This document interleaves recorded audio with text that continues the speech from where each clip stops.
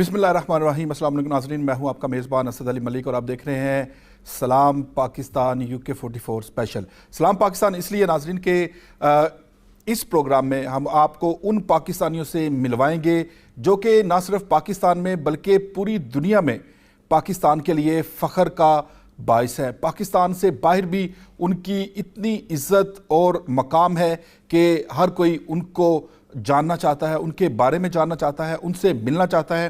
اور آج ہماری خوش قسمتی ہے کہ وہ ہمارے لنڈن اسٹوڈیو میں موجود ہیں، یعنی انصار برنی، انسانی حقوق کی وہ آواز جس نے نہ صرف ان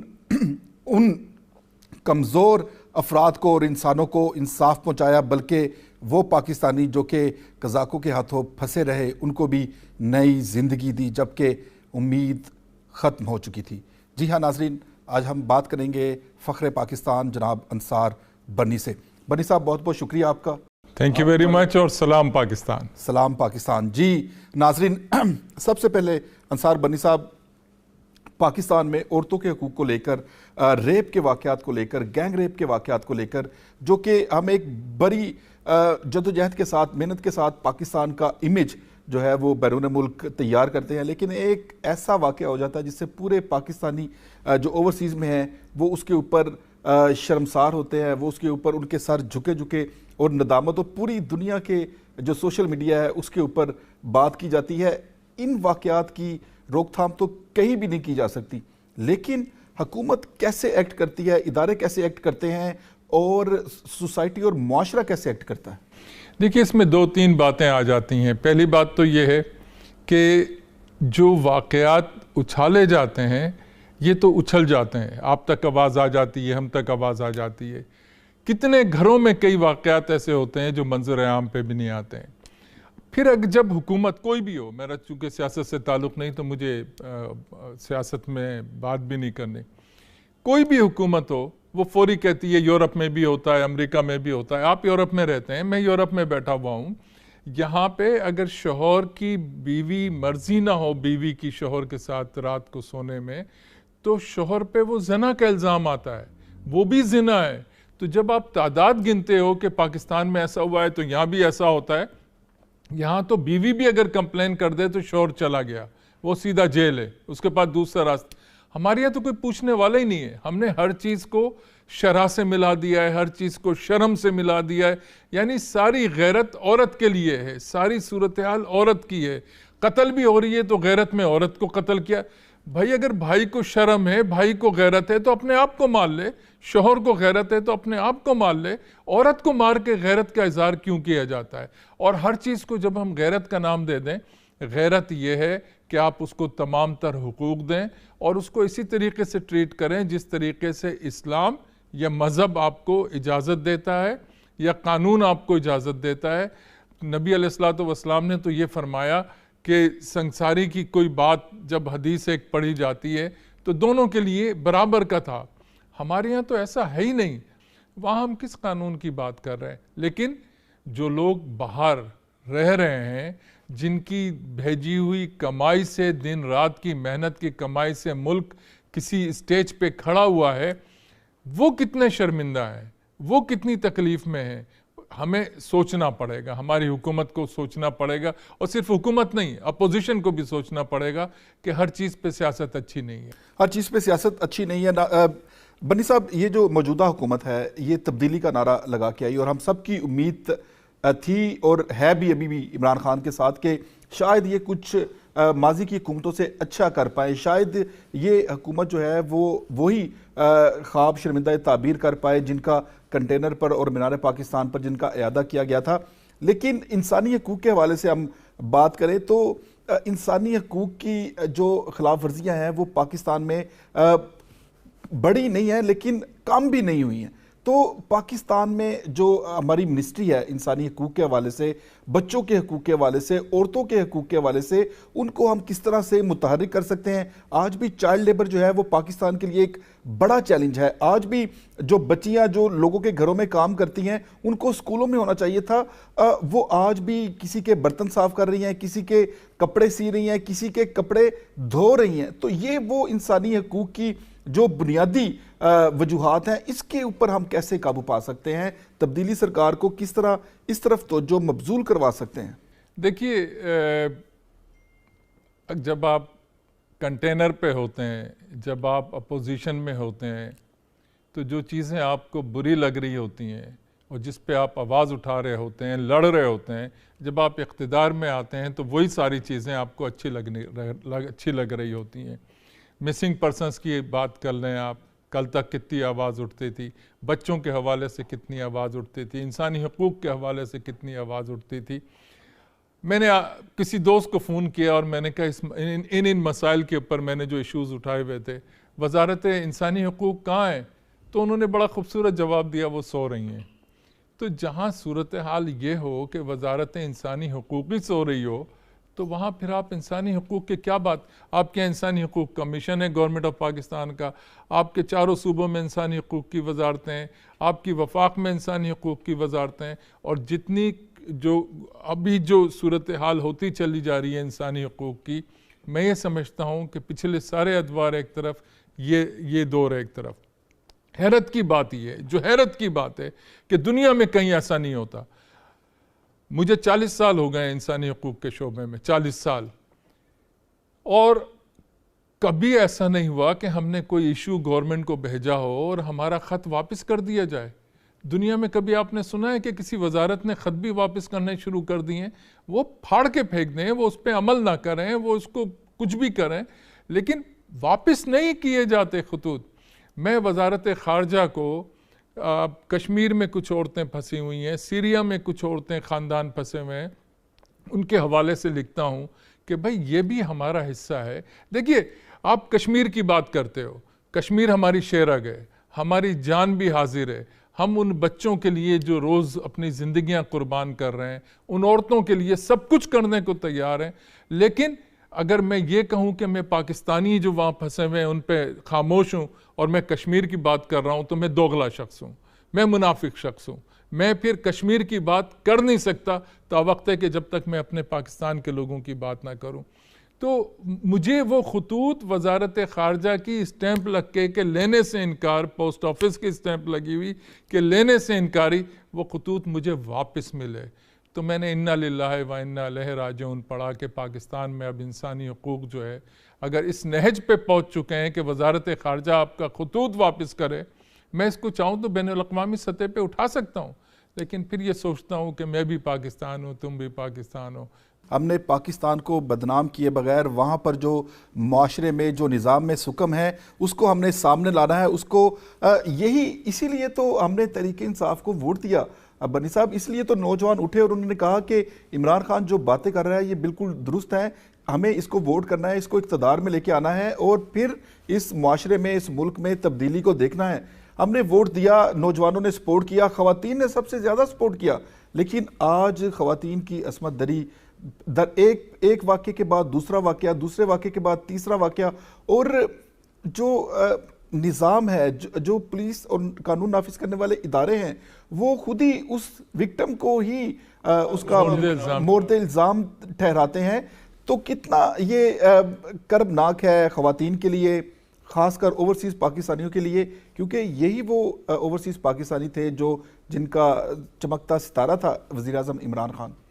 دیکھیے، میں سیاست پہ تو نہیں آؤں گا، لیکن جو وعدے کیے گئے تھے ان میں سے مجھے ایک بھی وعدہ پورا ہوتا ہوا نظر نہیں آ رہا، بلکہ وہی لوگ جو کل آپ کے لیے چندہ اکٹھا کر رہے تھے، آپ کو لاکھوں کروڑوں روپے بھیج رہے تھے، وہی لوگ جو کل آپ کو کندھوں پہ اٹھا رہے تھے، آج شرمندہ ہیں۔ میں کئی کھانوں کی دعوتوں میں گیا ہوں، کئی میٹنگز میں گیا ہوں، وہ یہی پوچھ رہے ہیں کہ ہو کیا رہا ہے، کیا ہم اپنی بہن، بیٹی، بیوی کو پاکستان بھیج سکتے ہیں؟ تو وہ شرمندہ ہیں کہ ہم بھیجیں یا نہ بھیجیں۔ کیا میرا ملک آج اس نہج پہ پہنچا دیا گیا ہے کہ جہاں غیر ملک میں بسنے والے پاکستانی پاکستان جاتے ہوئے سوچیں کہ ہم جائیں یا نہ جائیں، تو پھر وہ میرا پاکستان تو نہیں رہا۔ وہ تو آپ نے پھر چونکہ وہ پھر پولیٹکس آ جاتی ہے کہ کیا ایجنڈا ہے آپ کا، آپ کیا کرنا چاہ رہے ہیں، پھر آپ کے لیے پرابلم یہ ہے کہ آپ پہ کوئی بات کر نہیں سکتا۔ میں ایک سوال کر لیتا ہوں، چلیے غیر سیاسی بنیادوں پہ، ٹوٹلی غیر سیاسی بنیادوں پہ، کہ لاہور میں جب عمران خان صاحب تھے، اپوزیشن میں تھے اور چھاپا پڑا تھا، تو عمران خان صاحب بھاگے تھے نہیں بھاگے تھے؟ چھپے تھے نہیں چھپے تھے؟ اگر اس وقت آپ نہ چھپتے، نہ بھاگتے اور اپنے آپ کو کسٹڈی پولیس کو دے دیتے اور عدالتوں سے ضمانت ہو جاتی ہے آپ کی، آپ کیوں بھاگے؟ کیوں چھپے؟ اس وقت انصاف کا آپ کو نظر نہیں آ رہا تھا؟ تو جو چیزیں آپ خود کر چکے ہیں، مثلا یہ کہ آپ کسی کو باہر جانے کی اجازت دیتے ہیں، پھر کہتے ہیں کہ یہ غلط ہوا. پھر میں وزراء پہ حیران ہوتا ہوں. میں پھر وضاحت کروں کہ میرا سیاست سے تعلق نہیں، لیکن میں ایک انسانی حقوق کے حوالے سے حیران ہوتا ہوں کہ آپ بیٹھ کے یہ کہہ رہے ہیں کہ یہ سب جعلی تھا، یہ سب 2 نمبر تھا، یہ سب فراڈ تھا. تو یار جو فراڈ کر رہے تھے وہ تو آپ کی پہلو میں بیٹھے ہوئے ہیں، وہ تو آپ کے ساتھ بیٹھے ہوئے ہیں، وہ تو آپ کے وزیر ہیں، وہ تو آپ کے نمائندے ہیں، وہ تو آپ کے ایڈوائزر ہیں یار. یعنی آپ کہنا کیا چاہ رہے ہو؟ کہنا کیا چاہ رہے ہو؟ آپ پتہ تو چلے کہ آپ کا مقصد کیا ہے کہنے کا. اگر وہ فراڈ تھے تو وہ ایڈوائزر کیوں ہیں آپ کے؟ وہ منسٹر کیوں ہیں آپ کے؟ ان کو تو سزا ہونی چاہیے. انہوں نے جعلی کام کیا، ملک کو بدنام کیا، ان کو تو سزا دے دیں. آپ نے پی آئی اے کا بیڑا غرق کر دیا کہ سارے 2 نمبر ہیں. اب آپ نے میڈیکل ٹیم کو بھی ختم کرنے کی کوشش، ڈاکٹر سارے 2 نمبر ہو گئے نا. اگر جن لوگوں نے یہ بنا کے دیا، جعلی بنا کے دیا کہ پرائم منسٹر کو بھی دھوکہ دے دیا اور پھر وہی لوگ اقتدار میں بیٹھے ہوئے ہیں، تو میں کیا سمجھوں؟ ناظرین، یہ وہ سوالات ہیں اور یہ وہ حقیقت ہے جو ہم نے پچھلے 2 سال میں دیکھی ہے. اس میں ہم حکومت کو یا وزیراعظم عمران خان کو تنقید کا نشانہ نہیں بنا رہے ہیں، لیکن ہم یہ ان سارے واقعات کا ذکر کرتے ہیں تاکہ کیونکہ یہ واقعات جو ہیں وہ تاریخ کا حصہ بنتے جا رہے ہیں اور اگلے 3 سال بعد انتخابات ہیں. اور جب آپ نے دوبارہ انتخابات میں آنا ہے، آپ یہ نہیں کہہ سکتے کہ آپ کو تجربہ نہیں تھا یا آپ پہلی مرتبہ گورنمنٹ میں آئے تھے یا آپ کو آپ کے ساتھ بیوروکریسی تعاون نہیں کر رہی تھی. یہ اب عوام نہیں سننا. عوام نے سننا ہے کہ آپ کی کارکردگی کیا تھی، آپ کی پرفارمنس کیا تھی، آپ نے کس طرح سے عوام کو ریلیف دیا. یہاں پر ایک چھوٹا سا وقفہ ناظرین، اور انسانی حقوق کے علمبردار فخر پاکستان انصار بنی ہمارے ساتھ موجود ہیں. یہاں پر ایک چھوٹا سا وقفہ، اور وقفے کے بعد ہم پھر ان سے دلچسپ گفتگو کا سلسلہ جاری رکھیں گے.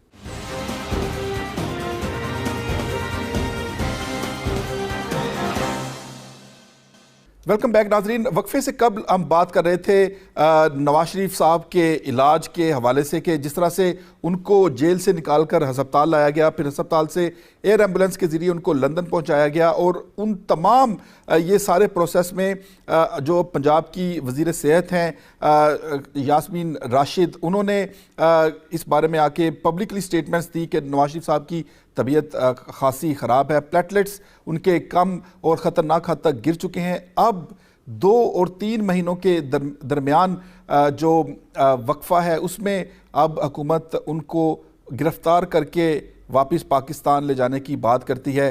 کیا یہ ممکن ہے سر کہ ایک شخص کو جس کو آپ نے علاج کے لیے بیرون ملک بھیجا، ابھی اس کا علاج جاری ہے، اور آپ کہہ رہے ہیں کہ آپ اس کو گرفتار کر کے، کتنا تبدیلی آئی اس 6 مہینے میں کہ نواز شریف صاحب جو پلیٹلیٹس کے ان کے خاصے خطرناک حد تک گر چکے تھے، اب حکومت کو پہلے اس وقت یقین تھا کہ نواز شریف صاحب کی زندگی خطرے میں ہے، اب یہ یقین ہے کہ نواز شریف صاحب ان کو آنکھوں میں دھونک چھوڑ کے چلے گئے. کیسے دیکھتے ہیں آپ اس کو؟ دیکھیے، میں غیر سیاسی بنیادوں پہ ٹوٹلی بات کروں گا کہ یہ ملک کا مذاق اڑوانے کے مترادف ہے، ملک کو بدنام کرنے کے مترادف ہے کہ وہ وزراء جو آپ کی گود میں بیٹھے ہوئے ہیں، آپ کے ارد گرد بیٹھے ہوئے ہیں، یہ تو وہی بات ہو گئی نا، پنجاب کا سب سے بڑا ڈاکو جس کو آپ چوکیدار نہ رکھیں، وہ سب تو آپ کے ساتھ ہیں.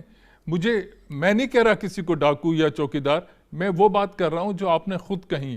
آپ کو پھر سوچنا چاہیے کہ تبدیلی کا نعرہ آپ نے انصاف کے لیے لگایا تھا، تو بے انصافی تو ہو رہی ہے.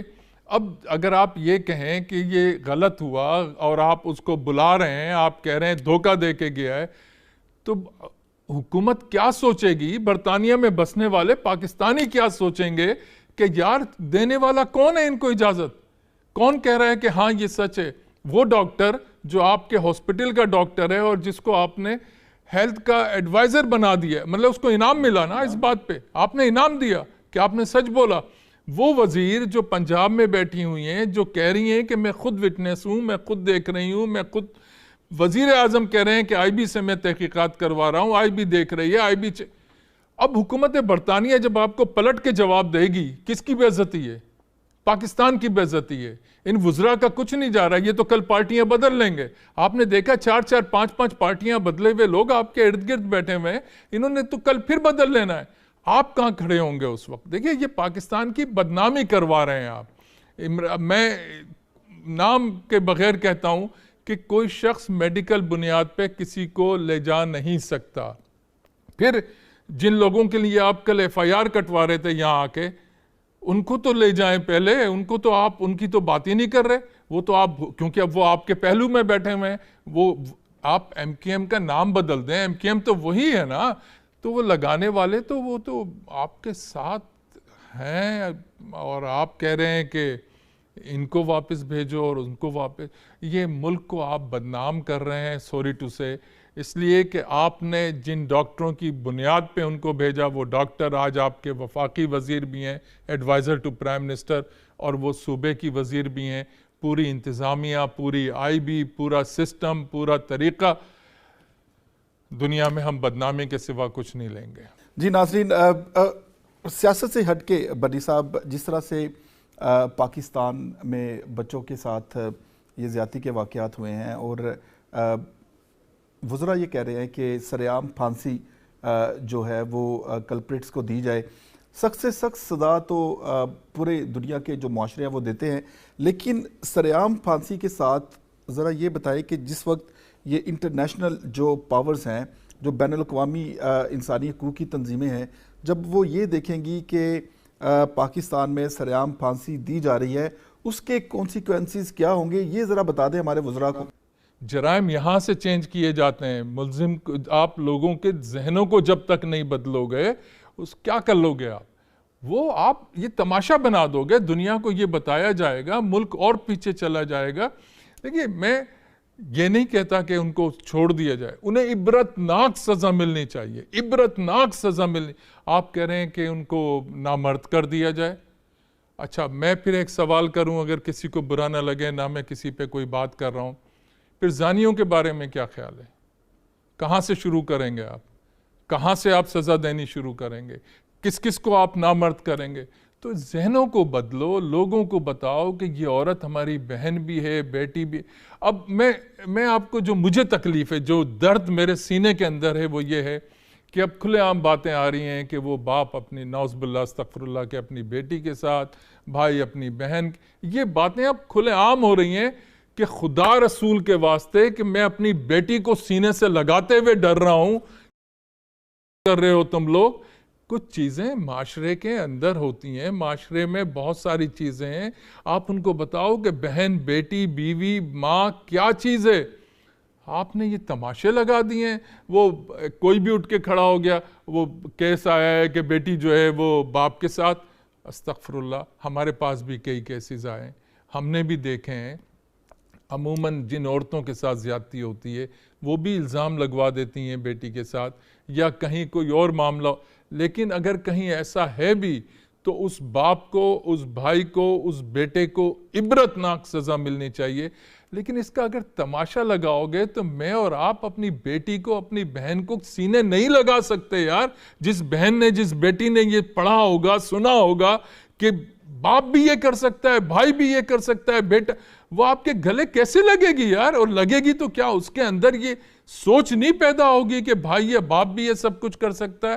تو خدا کے واسطے وزارتوں کے لیے، اپنی صرف خبروں کے لیے یہ سب کچھ نہ کرو، اس معاشرے کو تباہ نہ کرو، لوگوں کی سوچوں کو بدلو. پھر میں پولیٹکس کی طرف نہ چلا جاؤں کہ سچ بولنا تو سیکھو. تم نے جو وعدے کیے، جو تم نے باتیں کی ہیں، آج تم اس کو پورا نہیں کر. سچ بولنا تو سیکھ لو. جس دن سچ بولنا سیکھ لے گی پوری قوم، اس دن کے بعد زنا تو کیا، چھوٹے سے بڑا کوئی گناہ نہیں ہوگا. کیونکہ آپ کو پتا ہوگا کہ سچ کی کیا قیمت ہے اور سچ کی کیا اہمیت ہے.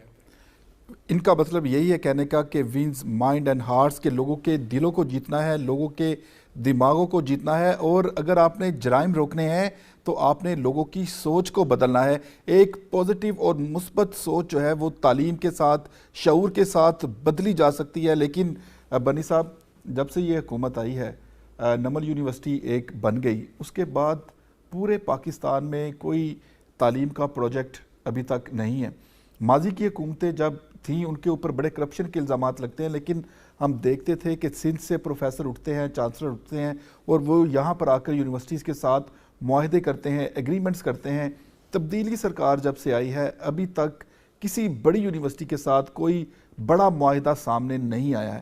اس کو آپ کیسے دیکھتے ہیں؟ عمران خان خود ادھر یونیورسٹی کے وائس چانسلر رہے ہیں، ان کو تو تعلیم کے بارے میں زیادہ جدوجہد کرنے کی اور کوشش کرنے کی ضرورت تھی، لیکن ان کی طرف سے مکمل خاموشی، پاکستان کو ہم کہاں لے کے جا رہے ہیں؟ دیکھیے، میں نے وہی کہا نا کہ جب آپ اپوزیشن میں ہوتے ہیں آپ کو ہر چیز بری لگ رہی ہوتی ہے، اور جب آپ اقتدار میں ہوتے ہیں تو آپ کو ہر برے کام کو آپ کے گرد آپ کو اچھا لگ رہا ہوتا ہے۔ تعلیم تو اپنی جگہ، میں ایک بات عرض کرتا چلوں پھر معافی کے ساتھ، کہ اگر انصار برنی نے 40 سال ملک کے لیے خدمت کی ہے، ملک کا نام روشن کیا ہے انسانی حقوق کے حوالے سے، پہلا پاکستانی ہوں جس نے یہ پاکستان میں انسانی حقوق کی فیلڈ کو متعارف کرایا، پہلا وفاقی وزیر رہا انسانی حقوق کے مکمل شعبے کے اندر، یار اس لیے مت تم مجھے اچھا سمجھو کہ میں نے یہ اچھے کام کیے ہیں، میرا کریکٹر دیکھو، کیا میں جھوٹ بولتا ہوں، کیا میں کوئی غلط کام کرتا ہوں، کیا غلط چیز کو پسند کرتا ہوں؟ یعنی جو کام میں نے خود تو کر لیے وہ سب اچھے تھے، لیکن آج آپ کرو تو میں آپ کو بنا دوں۔ تو آپ کو اس میں ذہنوں کو بدلنا ہوگا۔ ڈاکٹر ادیب رضوی کراچی میں بہت بڑا نام، آپ دیکھیں کتنا بڑا کام ہو رہا ہے، باقی اور ہاسپٹل بنے۔ آپ نے اگر ایک ہاسپٹل بنا دیا، وہ بھی عوام کے چندے پہ بنا ہے نا، آپ نے تو نہیں بنایا، آپ کے کتنے پیسے لگے اس میں؟ زمین کس نے دی تھی؟ پوچھیں ذرا زمین کس نے دی تھی؟ فنڈ شروع میں کس نے دیے تھے؟ پوچھیں ذرا کس نے دیے تھے؟ کل تک آپ کیا کہتے تھے کہ نواز شریف پہ غلط کیسز ہیں، کل تک آپ کہتے تھے کہ بے نظیر پہ غلط کیسز ہیں، لیکن آج وہ چونکہ آپ اقتدار میں جب آ جاتے ہو تو آپ کو ہر برائی اچھائی لگنے لگتی ہے، صرف اس بنیاد پہ کہ مجھے وزیر اعظم بنا دیا جائے کہ میں انصار برنی ہوں، میں نے لاکھوں لوگوں کو زندگی میں چھڑوایا ہے، تو یہ کوئی کرائٹیریا نہیں ہے۔ یہ دیکھو میں سچ بولتا ہوں یا نہیں بولتا ہوں، میرا کریکٹر اچھا ہے یا نہیں ہے، کریکٹر پہ اور سچ بولنے پہ لوگوں کو پہچانو۔ کردار اور سچ ہی انسان کی شناخت ہے۔ ناظرین، یہاں پر ایک چھوٹا سا وقفہ، اور انصار برنی جو انسانی حقوق کے علمبردار ہیں، ہمارے لیے فخر کا باعث ہیں، پورے پاکستان اور اوورسیز پاکستانیوں کے لیے فخر کا باعث ہے، ہمارے ساتھ اسٹوڈیو میں موجود ہیں۔ گفتگو کا سلسلہ جاری رہے گا ناظرین، لیکن ایک چھوٹے سے وقفے کے بعد۔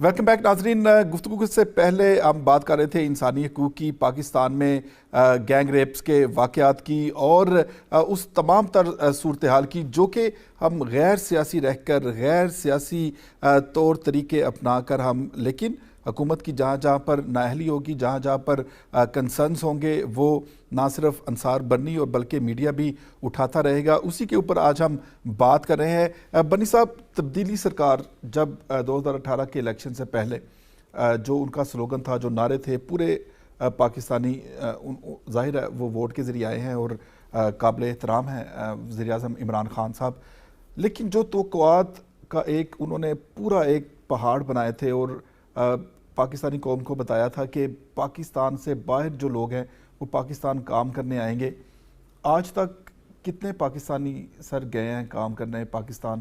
بلکہ جو پاکستانی جاتے ہیں ان کے بھی موبائل جو ہیں وہ ان کے اوپر بھی ٹیکس لگ گئے ہیں اور وہ بھی کنسرن ظاہر کر رہے ہیں، کیسے یہ چلے گا پاکستان؟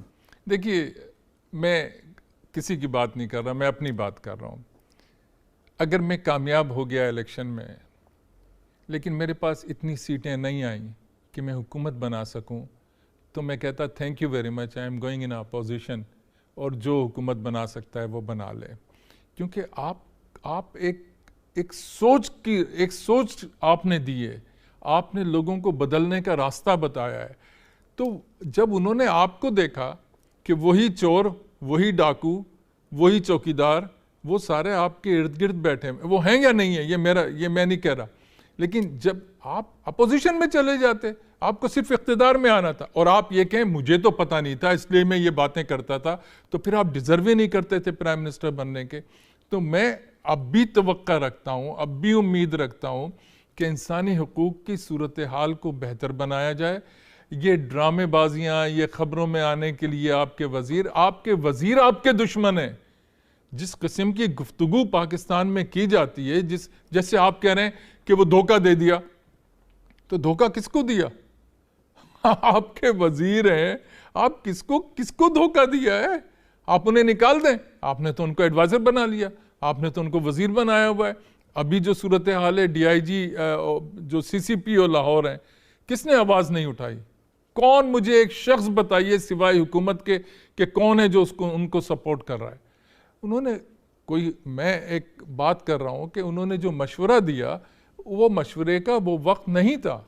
آپ نے لوگوں کی دل آزاری کی کہ عورت سڑک پہ نہ آئے, یعنی اب عورت گاڑی چلانا چھوڑ دے, عورت بچوں کے ساتھ نہ نکلے, عورت آدھی رات کو نہ نکلے. پھر آپ کی ضرورت کیا رہ گئی؟ اگر عورت نے یہ سارا تحفظ خود کرنا ہے تو پھر پولیس کی ضرورت کیا ہے؟ تو بڑی صاحب اسی وجہ سے تو جو لوگ ہیں, جو مہذب معاشرے ہیں, وہ پاکستانی معاشرے کو ایک بیکورڈ معاشرہ کہتے ہیں کہ جہاں پر عورت اتنی غیر محفوظ ہے کہ وہ رات کو باہر نکلے تو اس کے ساتھ گینگ ریپ ہو جاتا ہے. اور جب یہ واقعات ہوتے ہیں, ہم اسی کے لیے تو یہ ایک اتنا بڑا پاکستان کے لیے المیہ ہے کہ جو اوورسیز پاکستانی ہیں وہ اپنی پوری زندگی جو بیرون ملک جو بڑی قوتیں ہیں ان کو یہ باور کروانے میں لگا دیتی ہے کہ پاکستان ایک ابھرتی ہوئی اکانومی ہے, ایک مثبت معاشرہ ہے, اب پاکستان بدل چکا ہے. اور لیکن جب ایسے واقعات ہوتے ہیں اور اس کے اوپر جو حکومتی یا حکام کا جو بیانات آتے ہیں, تو وہ پھر پاکستانیوں کو دھکیل کے اسی سٹون ایج میں لے جاتے ہیں کہ جہاں سے وہ یہ کہتے ہوئے نکلے تھے کہ پاکستان بدل گیا ہے, لیکن وہ پھر کہتے ہیں کہ پاکستان نہیں بدلا. آج بھی پاکستان میں قانون سازی کی ضرورت ہے, آج بھی پاکستان میں اسی کرپٹ معاشرے نے اپنے آپ کو جکڑ رکھا ہے جو کہ تبدیلی سرکار سے پہلے تھا. بنی صاحب, ایک اور سوال یہ ہے کہ بچے جو ہیں ان کے لیے تعلیم لازمی قرار دی گئی ہے آئین پاکستان میں بھی, لیکن آج بھی لاہور کی سڑکوں پر, آج بھی جو دیگر علاقے ہیں وہاں پر, بھٹا کے بھی جو علاقے ہیں وہاں پر بھی آپ کو بچے مزدوری کرتے نظر آتے ہیں. اتنی بڑی انسانی حقوق کی منسٹری ہے, وزارت ہے, اتنی بڑی حکومت ہے, کیا وہ چند لاکھ بچوں کو تعلیم نہیں دے سکتے؟ کیا وہ چند لاکھ بچوں کو جوتے نہیں دے سکتے, کتاب نہیں دے سکتے ہیں, کپڑے پہننے کے لیے نہیں دے سکتے ہیں؟ تو پھر اتنی بڑی حکومت اور تبدیلی سرکار کیا صرف ایک وزیر اعظم ہاؤس میں جانے کے لیے؟ اسد میاں, یہ بات آپ نے کی تعلیم کی بچوں کے لیے لازم ہے یا جو مزدوری کر رہے ہیں, میں اس سے بڑی بات آپ کو بتا دیتا ہوں. پاکستان سے بچے خرید کے یا اغوا ہو کے خلیجی ممالک لے جائے جاتے تھے اونٹ ریس کے لیے.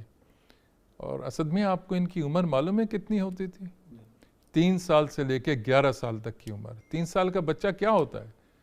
کیا ہے اس کی عمر؟ 3 سال کے بچہ تو کھیل بھی نہیں پاتا صحیح طریقے سے.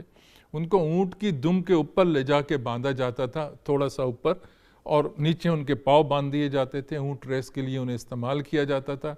ان کی مردانگی ختم ہو جاتی تھی کیونکہ اونٹ سے رب ہوتا ہے, وہ ختم ہو جاتی تھی. اونٹ سے گرتے تھے, اونٹ ان پہ دوڑ جاتے تھے, ان کو وہیں پھینک دیا جاتا تھا, وہیں دفنا دیا جاتا تھا. انصار برنی ٹرسٹ 17 سال لڑتا رہا ہے خلیجی ممالک میں, کسی نے میرا ساتھ نہیں دیا. 2 دفعہ مجھ پہ حملہ بھی ہوا ان ممالک کے اندر. میں پیچھے نہیں ہٹا کیونکہ میرا اصول ہے زندگی کا کہ آپ اگر سچے ہیں تو آپ کو سچا ہونے کو پروف بھی کرنا ہے. میں لڑتا رہا.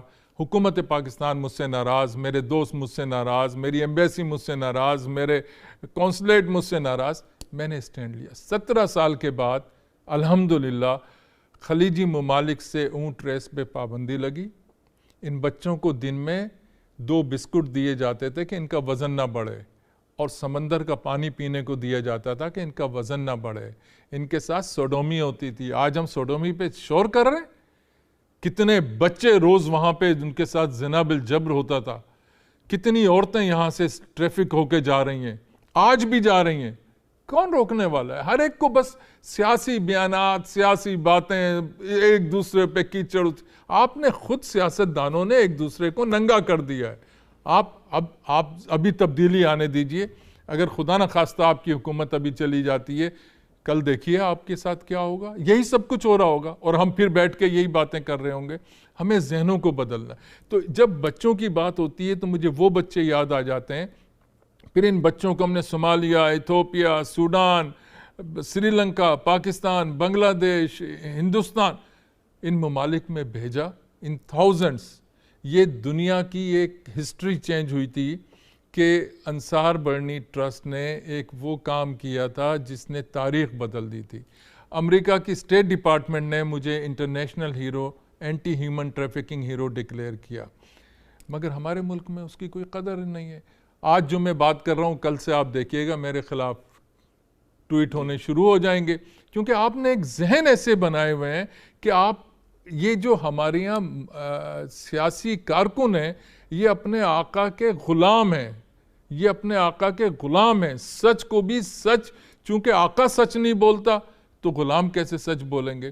تو نہ سچ کو برداشت کر سچ کو برداشت کرنا سیکھو اور سچ بولنا سیکھو. جس دن یہ ہو جائے گا انشاءاللہ میرے ملک کی تقدیر بدل جائے گی. ناظرین, آج یہ جو ہمارا پروگرام ہے اس پہ ہم بالکل بھی جو حکومت وقت ہے اس کو تنقید کا نشانہ نہیں بنا رہے ہیں. ہم وہ مسائل سامنے لے کے آنا چاہ رہے ہیں اور لے کے آ رہے ہیں جن سے ہمارے وزیر اعظم نے, جب وہ اپوزیشن میں تھے, یہی 2 سال پہلے کی بات ہے, تو وہ ہمارے ساتھ یہ وعدہ کرتے تھے کہ ہاں سب سے پہلے میں نے یہ کام کرنا, سب سے پہلے میں نے یہ کام کرنا. یہ آپ نے بہت اچھی بات کی. یہ ان کے جو فکرے ہیں, جو ڈائلوگز ہیں, وہ ریکارڈ کا حصہ ہیں.